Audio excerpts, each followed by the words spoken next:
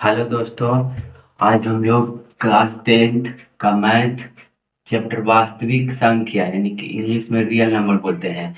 इसका आज लेक्चर 4 होने वाला है। लेक्चर 3 तक हम लोग ने पढ़ लिया था, जिसमें प्राकृत संख्या, पूर्ण संख्या, पूर्णांक संख्या के बारे में पढ़े थे। आज हम लोग सम संख्या और विषम संख्या, भाज्य संख्या और अभाज्य संख्या, बहुत ही इंपॉर्टेंट टॉपिक है। यहाँ से एग्जाम में पूछा ही जाता है। आपको विश्वास नहीं तो क्वेश्चन बैंक उलट करके देख लीजिएगा। चलिए अब स्टार्ट करते हैं।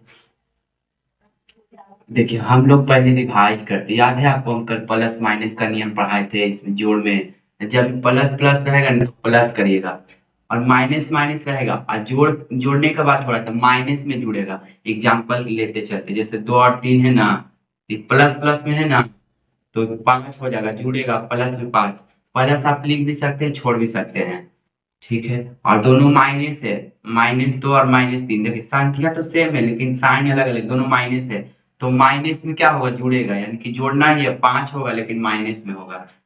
अब देखिए, एक प्लस में है, 3 प्लस में है और 2 माइनस में है। अब एक प्लस में एक माइनस में, ऐसे कंडीशन में घटाते हैं और चिन्ह किसका लेते हैं, तब बड़ा वाला संख्या का। जो बड़ा है ना, यहाँ देखिए बड़ा, जो बड़ा है ना उसी का चिन्ह लेना है। तो बड़ा 3 है कि 2, 3 है और इसका चिन्ह क्या प्लस है, तो प्लस ले लेंगे। आप देखिए, -3 + 2, संख्या तो सेम ही हम ले रहे हैं लेकिन देखिए इसका चिन्ह माइनस में प्लस में, तो अलग अलग है तो घटेगा। जो बड़ा है ना उसी का चिन्ह लेते हैं। तो ये तो हम सब जोड़ घटाव में चिन्ह देख लिए, जिसमें हम लोग देखे प्लस प्लस प्लस होता है, माइनस माइनस माइनस भी जुड़ता है। अलग अलग चिन्ह, प्लस माइनस तो घटाना है, जो बड़ा उसका चिन्ह। अलग अलग चिन्ह है तो घटाना है, जो बड़ा उसका चिन्ह। ठीक है। और हम लोग क्या देखे थे, मल्टीप्लाई वाला में अलग ही नियम होता है, यानी कि गुना का नियम अलग ही होता है। दुनिया ही इसका चेंज है। ऐसे सर दिखाइए। देखिए आपको कहेगा प्लस को ना प्लस के साथ गुना कराना है, आंसर क्या आएगा, प्लस ही आएगा। आपको बोलेगा कि माइनस को माइनस के साथ गुना कराना है तो भी प्लस आएगा। तो दोनों सेम रहेगा ना, प्लस प्लस है तो प्लस आएगा, दोनों माइनस माइनस है तो माइनस प्लस आएगा, दोनों सेम है तो प्लस। अब कब आएगा माइनस, तो एक प्लस है और उसको गुना करवाना है माइनस के साथ तो माइनस आएगा। एक माइनस है और एक प्लस है और गुना करवा रहे हैं तो माइनस आएगा। अलग अलग चिन्ह है ना तो माइनस आएगा, सेम है तो प्लस आएगा। इस प्रकार से रिवाइज हो गया। कुछ क्वेश्चन देख लेते हैं। 3 × -5, दोनों माइनस है तो माइनस माइनस कट जाएगा, 5×3 = 15। -3 × -5, इस प्रकार से भी क्वेश्चन रहता है। ब्रैकेट के अंदर इसको कैसे सॉल्व करते हैं, देखिए -3, अब इसका मतलब हुआ ब्रैकेट का मतलब गुना, -5, माइनस माइनस कट गया, 5×3 = 15। या यहाँ पे भी आप डायरेक्ट कर सकते हैं, 5×3 = 15। ठीक है। इसका आंसर बताइए, तो -4 × 5। अब एक माइनस में एक प्लस में, तो माइनस में ही आंसर आएगा, 4×5 = 20। दोनों प्लस में है तो भी आंसर आएगा, 4×5 = 20। प्लस में दोनों प्लस प्लस है ना, तो प्लस प्लस गुना होकर प्लस ही होता है। इस प्रकार से माइनस प्लस आप लोग समझ सकते हैं। चलिए अब हम लोग आज देखेंगे सम संख्या। क्या देखने वाले हैं, सम संख्या। क्लास को शुरू कर रहे हैं, चलिए देखिए। सम संख्या, आखिर ये सम संख्या है क्या, इंग्लिश में इवन नंबर बोलते हैं। सम संख्या कहते हैं किसको, देखिए इसका सिंपल सा परिभाषा है, जिस संख्या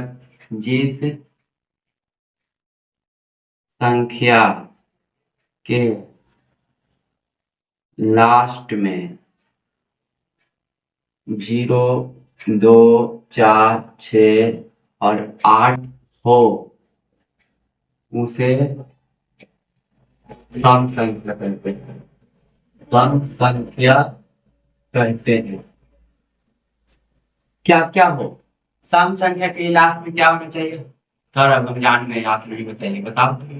0, 2, 4, 6, 8, इसका क्या करें हम, इसको कुछ नहीं करना।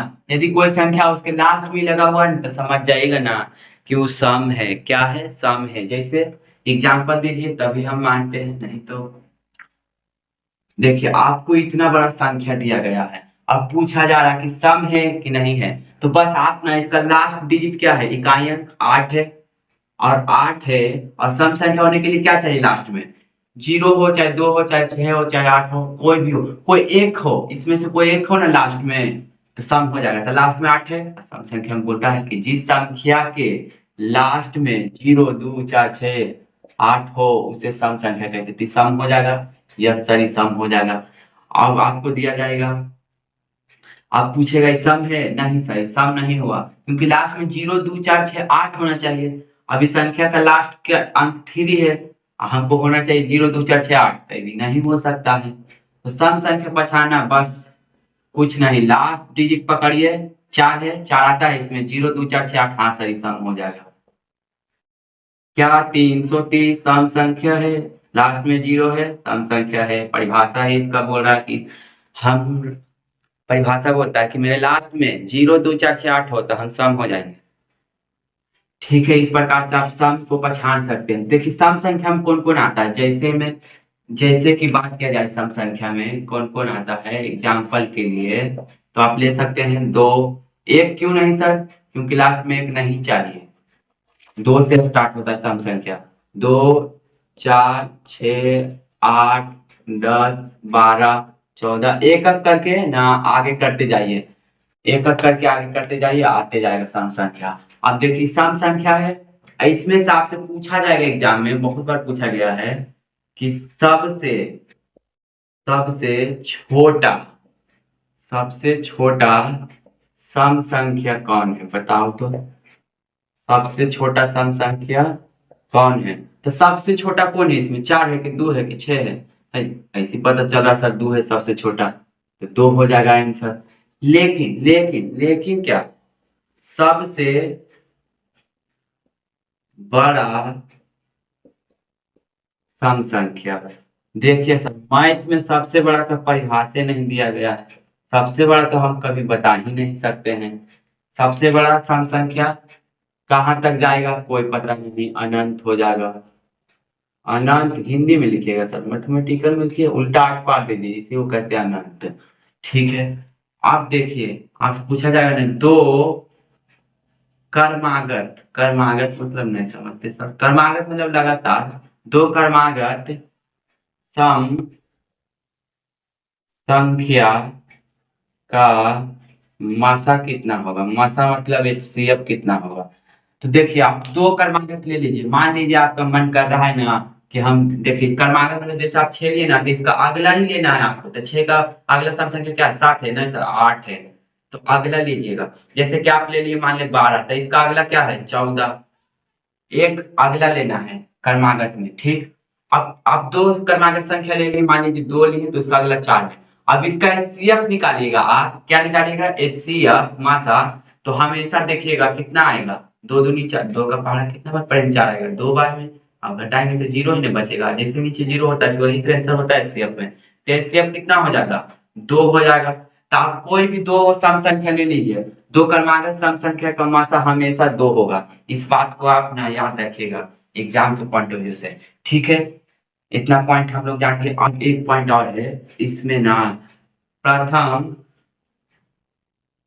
प्रथम एन सम संख्या का योग क्या होता है, सम संख्या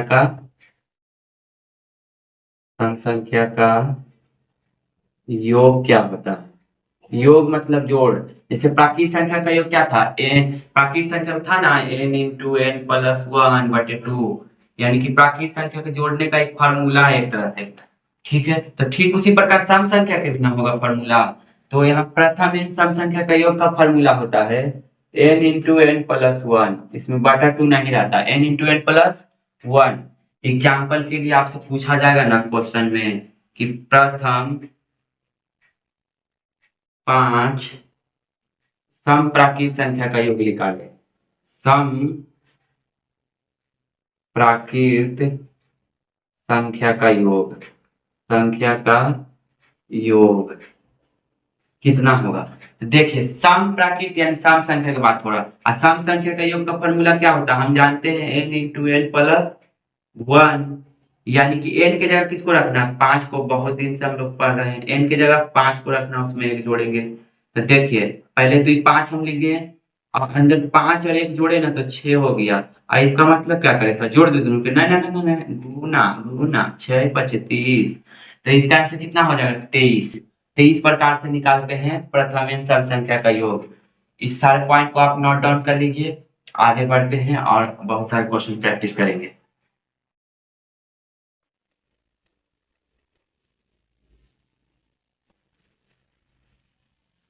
चलिए बताइए, तो आप लोग एग्जाम में पूछा गया क्वेश्चन है, नहीं विश्वास तो क्वेश्चन बैंक उलट के देख लीजिएगा। प्रथम 10 समप्राकृत संख्या का योग, 10 समप्राकृत संख्या का योग, समप्राकृत संख्या का योग कितना होगा। तो देखिए समप्राकृत संख्या का योग हम लोग जानते हैं, समप्राकृत संख्या है ना, कौन सा सम संख्या, इसका योग का फॉर्मूला क्या होता है, सम संख्या के योग का फॉर्मूला होता है n इंटू एन प्लस 1। एक चीज को दर्शाता है, n मतलब नंबर यानी संख्या, संख्या कितना है 10, तो 10 इंटू 10 प्लस 1, और अंदर वाला जुड़ जाएगा 10 है 11, और ये दोनों आपस में गुना होगा, 11 दही 110, राइट आंसर 110 हो जाएगा। इस प्रकार से निकालते सम संख्या का योग। लेकिन लेकिन लेकिन सम संख्या का मान पूछा जाएगा तो प्रथम एन सम संख्या का मान, सम संख्या का माध्य का फॉर्मूला क्या होगा, या औसत भी करके पूछेगा तो इसका फॉर्मूला बहुत ही आसान है, n प्लस 1/2। जैसे एग्जाम्पल के लिए आपको पूछा जाएगा ना कि प्रथम 9 समप्राकृत संख्या का मान, समप्राकृत संख्या का माध्य, प्राकृत संख्या का माध्य, माध्य निकालने के लिए कह रहा था। माध्य का फॉर्मूला क्या है, n प्लस 1/2, n प्लस 1/2। अब आप बताइए n का मान कितना है, 9 है, 9 प्लस 1/2, 9 में 1 जोड़ेंगे तो कितना हो जाएगा 10 हो जाएगा, और नीचे में 2 है। अब नीचे वाला का पहाड़ा पड़ी 10 कितना बार में, 2 पंजे 10, यानी कि राइट आंसर कितना हो जाएगा 5 हो जाएगा। इस प्रकार से निकालते हैं। जब देखिए सम संख्या है और उसका मान पूछा जा रहा है ना, तो जितना पूछा है उसमें 1 जोड़ के आधा कर दीजिए, तो 9 में 1 जोड़ेंगे 10, 10 का आधा 5, ऐसे भी आ गया, उस तरह से भी आप बना सकते हैं। ठीक है, क्वेश्चन आप पूछा जाएगा कि प्रथम 11 समप्राकृत संख्या का माध्य, 11 पूछा है तो इसके लिए क्या करेंगे, प्राकृत संख्या का माध्य क्या होता है n प्लस 1/2, समप्राकृत संख्या, सॉरी। अब n की जगह क्या रखेंगे, 11 प्लस 1/2, 11 और 1 जोड़ने पर 12 होता है, नीचे 2 है, 2 का पहाड़ा 6 बार पढ़ेंगे तो 12 आ जाएगा, इसलिए आंसर 6। ऐसे बनाइए या फिर आप डायरेक्ट बता सकते हैं। जब भी सम है और उसका मान पूछा जाए, सम संख्या है, तो इसका 11 में 1 जोड़ी आधा कर दीजिए, 12, 12 का आधा 6। इस प्रकार से हमने प्राकृत संख्या, समप्राकृत संख्या का योग और माध्य के बारे में जान लिया। ठीक है, अब हमको पढ़ना है विषम संख्या के बारे में। किस संख्या के बारे में, विषम संख्या के बारे में। चलिए टॉपिक आज का क्या रहा, विषम संख्या, विषम संख्या आज का टॉपिक है। ऑड नंबर इंग्लिश में बोलते हैं। विषम संख्या कहते हैं किसे सर, पहले समझा तो दीजिए। विषम संख्या, वैसी संख्या, वैसी संख्या इतना डिफिकल्ट क्यों करे, आसान जितना बना सकते बनाइए, जिसके लास्ट में 1 3 5 7 9 हो उसे विषम संख्या कहते हैं। यानी कि जिस संख्या के लास्ट में 1 हो, 3 हो, 5 हो, 9 हो, क्या क्या हो, देखिए ना सर ऐसी दिखाई दे रहा, 1 3 5 7 9, वही विषम होगा। एग्जाम्पल के लिए आपको पूछ रहे हैं, आपसे बताइए तो 221 सम है या विषम है, सर लास्ट में 1 है सर, 1 से पूछो को इसमें आता है तो हम विषम में आते थे, विषम हो जाएगा बस। लास्ट में 1 3 5 7 9 होगा तो विषम हो जाएगा। जैसे कि आपको दिया जाएगा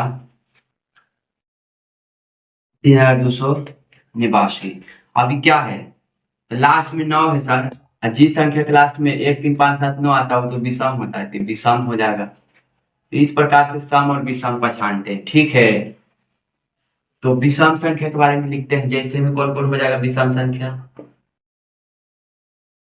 जैसे हो जाएगा 1, 3, 5, 7, 9, 11, 13, 15, एक अंक बढ़ा के लेना है। और हमेशा ना, जिसको गांव के भाषा में बोलते हैं फुट, फुट संख्या यानी बराबर नहीं रखना, एक ज्यादा लेना, ठीक। तो देखिए आप लोग की विषम संख्या है ना। इसमें से आप लोग बता दीजिए कि सबसे छोटा विषम संख्या कौन है। सबसे छोटा विषम संख्या कौन है। सबसे छोटा तो हमको दिखाई दे रहा है 11, 11 है, 9 नहीं सर, और भी छोटा 5 है। सबसे छोटा एक है, एक से छोटा कोई हो ही नहीं सकता है, ठीक है। और सबसे बड़ा तो बता ही नहीं सकते हैं, न प्रकृत का बता सकते हैं, न पूर्ण का, न सम का, न विषम का, न भाज का, न अभाज का। सबसे बड़ा विषम संख्या इम्पॉसिबल, अनंत होगा। क्या होगा, अनंत, ठीक है। अब देखिए दो क्रमागत मतलब बहुत बार बताए हैं लगातार, कर दो क्रमागत विषम संख्या का मासा कितना होगा। विषम संख्या का मासा, मासा मतलब HCF, मासा मतलब HCF कितना होगा। तो दो क्रमागत विषम संख्या आप लीजिएगा ना, तो उसका HCF हमेशा 1 आएगा। जैसे कि एग्जांपल के लिए एक लिए ना, तो इसका अगला विषम संख्या 3 है। अब इन दोनों का HCF निकालिए, एक का पारा कितना बार पढ़ेंगे कि 3 आएगा, 3 बार में। नीचे 3 3 0, जैसे ही 0 आता है जिससे भाग करते हैं तो वही HCF हो जाता है। HCF 1 हो गया। इस प्रकार से निकालते हैं, हो गया। अब देखिए इसमें प्रथम n विषम संख्या का योग क्या होगा। विषम संख्या का योग क्या होगा। तो इसका सिंपल सा फॉर्मूला है n स्क्वायर। जो संख्या दिया है ना उसका वर्ग कर दीजिए। हम तो वर्ग नहीं आती है सर, कोई अच्छा सा टेक्निक बताइए। चलिए इस पर क्वेश्चन पे आते हैं। प्रथम 10 विषम संख्या का योग, विषम संख्या का योग। इस प्रकार से क्वेश्चन बनता है एग्जाम में। आपसे पूछा 10 विषम संख्या का योग। अब विषम संख्या का योग का फॉर्मूला क्या होता है। विषम संख्या का योग का formula n square. n square मतलब जो नंबर है ना उसका स्क्वायर।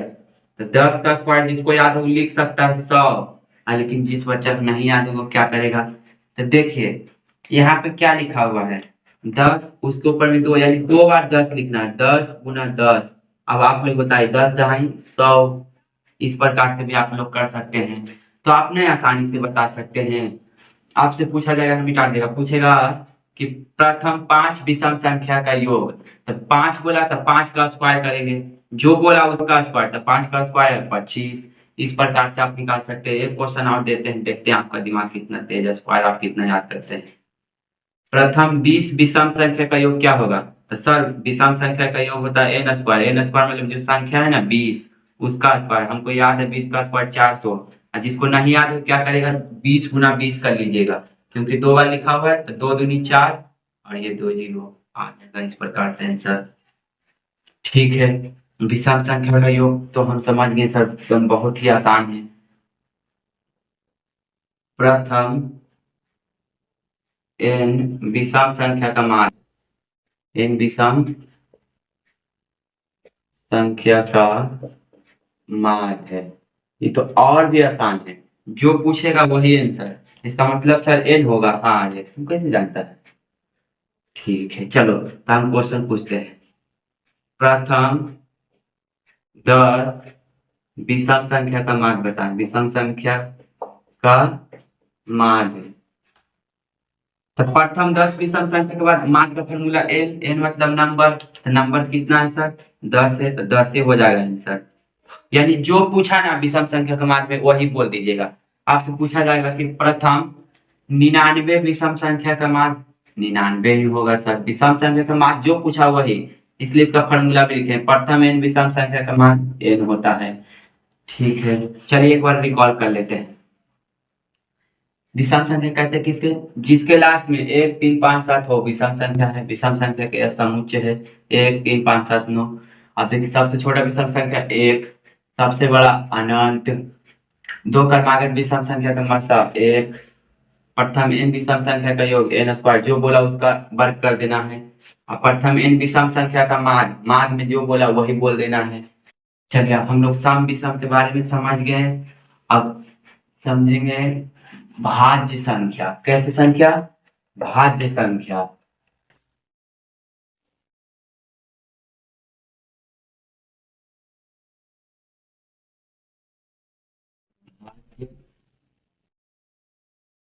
भाज्य संख्या। भाज्य संख्या पढ़ने से पहले ना हमको अभाज्य संख्या पढ़ना चाहिए। देखिए अभाज्य संख्या। अभाज्य संख्या कहते हैं किसको?